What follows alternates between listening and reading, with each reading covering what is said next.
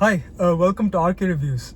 In today's review, we're going to be looking at the new Spider-Man movie, Spider-Man Brand New Day, directed by Destin Daniel Cretton. And it stars Tom Holland, Zendaya, and it has like an ensemble cast. And this is my friend Jane. So we're going to be doing the review together. So Jane, what did you think of the movie? It was a really good movie. It was a lot more lower scale than the past Spider-Man movie. Yeah. Kind of going back to the Homecoming and Far From Home roots. So it was interesting to see Tom Holland in a role like this. Yeah. It was interesting to see because obviously he just had the Odyssey as well. Yeah. But then I feel like in Spider-Man he showed like more of his acting chops. Thanks. Which is really interesting. Like you don't really see like somebody really getting to show their acting chops in like a Marvel movie, but he did a really good job here, I thought. So what did you think were like the pros? Let's start with the pros. Yeah, so obviously I like how when I was going in, I was a little bit hesitant about the size of the cast and the amount of cameos that were in there. I think most of them were pretty good, except the Black Widow one felt a little bit forced to me. Yeah. But I think Hulk was used cool. I think they could have given like the Bruce Banner like a little bit more of a mentor role, but I was fine with what they did. Like I don't want to rewrite the entire story, you know? Yeah. And the Punisher is pretty cool to see. He was kind of used as like, it's kind of interesting to see because if you watch the Punisher show, he's like a hyper serious, character. Right, he's more serious. And then they kind of use him because he's so different from Spider-Man, they used him as a gag character here a little bit, but he still had his moments and I liked him. He was cool. Yeah. I agree with you, like the casting was like spot on. Yeah. Like Hulk and Punisher, all these were exciting, but like you said, like, the Thunderbolts, the cameo. Yeah. Are we spoiling the Sadie Sink in the review, or? I mean, it's not much of a spoiler. Yeah, that's true. Yeah. Sadie Sink is in the movie. I want you guys to see what role she is in the movie, but she's a big positive for sure. Yeah. Her acting was really good. Yeah. I think the way they introduced her character was very interesting, and it sets up a lot of things in the future. It was like pretty mysterious. Yeah. Without giving too much away. Yeah, I think it introduced a lot of potential ways the MCU could go in the future. So I'm excited to see. That was good, and also I thought like the action sequences were well done. Yeah, that's true. Yeah, and we were talking about this earlier, but there's a lot less action sequences in this movie. Yeah, but when they do an action sequence, it doesn't just feel like a filler action. It doesn't just feel like an action sequence just for the sake of it. It feels very like there's a reason behind everything. Yeah. What I love to see is character development inside the fight scenes, not just fight scenes for the sake of fight scenes. Yeah. So they used it when it was needed, to speed up the movie, to give Tom Holland Spider-Man the right sort of development when he needed it. Yeah, this movie was definitely like the most like emotional like Spider-Man movie for sure. There was like a lot of like emotional arcs, and I really like how like it explored the theme of like loneliness, and how like people at that age go through like depression, loneliness, and all that stuff. Yeah. And how they like crave like human interaction. I thought that was well done. What do you think? Yeah, I thought that was really well done. One question I had for you that is kind of related to that: what do you think about Zendaya's role, Ned's role in this one? I forget the actor's name. Jacob Batalon, his role as well. What do you think about how they reintroduced the characters, how that was related to that arc and stuff? I thought that was pretty well done. Because if you have seen like No Way Home, right? Obviously, if you guys have seen it, they don't have a memory of Peter Parker anymore. Yeah. So I really like how they like introduced Zendaya, MJ, and I liked how they introduced Ned.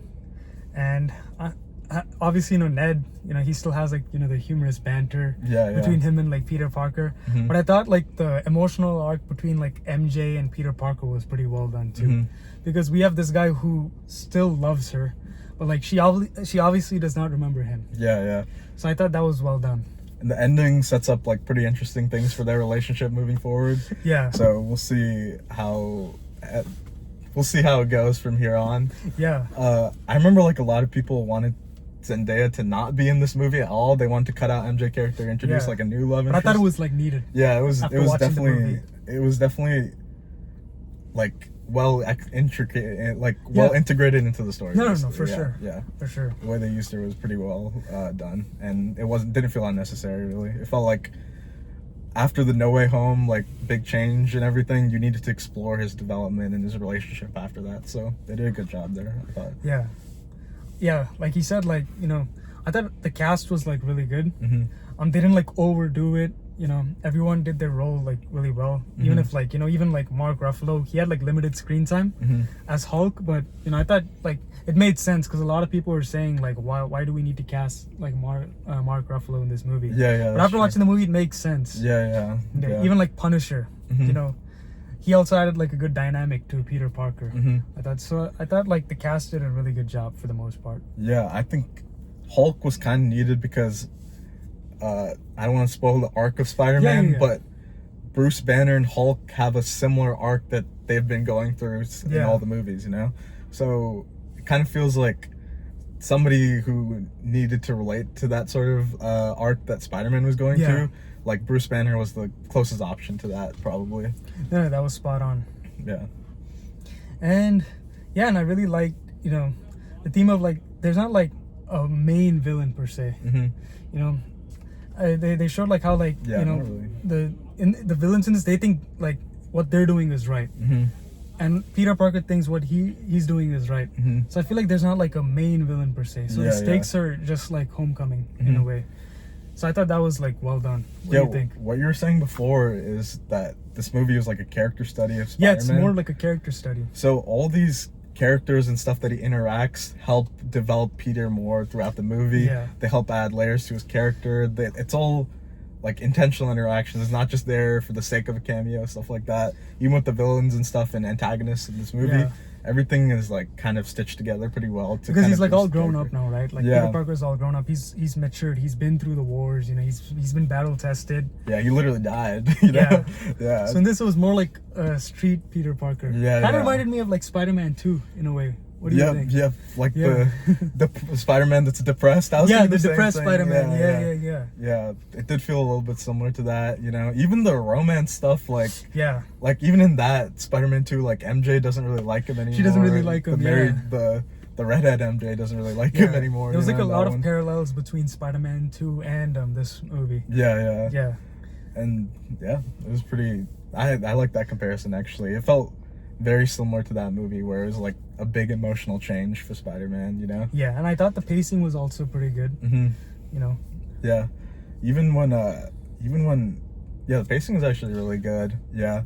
It really like built up to a third act. And it had like a false ending too where you thought, oh, this might be resolved here, but it kept going. But it kept going. Yeah. So yeah. I mean, obviously, if you check like the runtime of the movie, I knew it wasn't the ending. It's like soon. 2 hours 25 minutes. Yeah.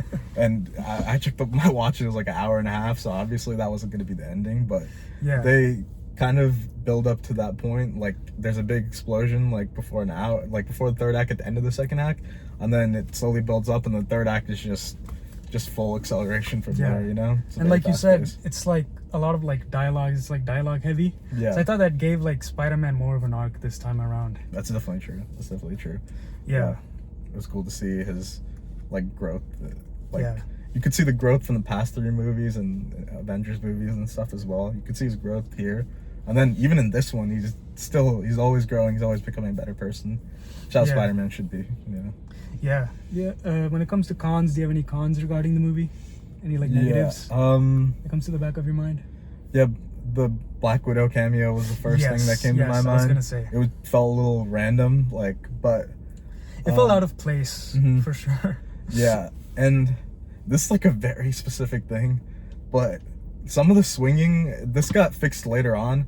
Some of the swinging early on felt really floaty, and then later on, I don't know what happened, but then the swinging had a lot of impact from there. So like the swinging started off okay, and then it just got better and better throughout the movie. So like it was initially like kind of tacky, but then it got better as I don't know what happened. It's like they like completely changed like the swinging style. There's like a really there's a really cool scene where you can see the impact of every swing and every web he's shooting.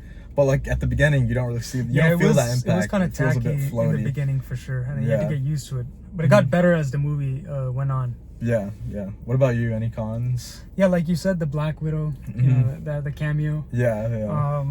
Also, like the web slinging in the beginning, it was kind of off. Yeah.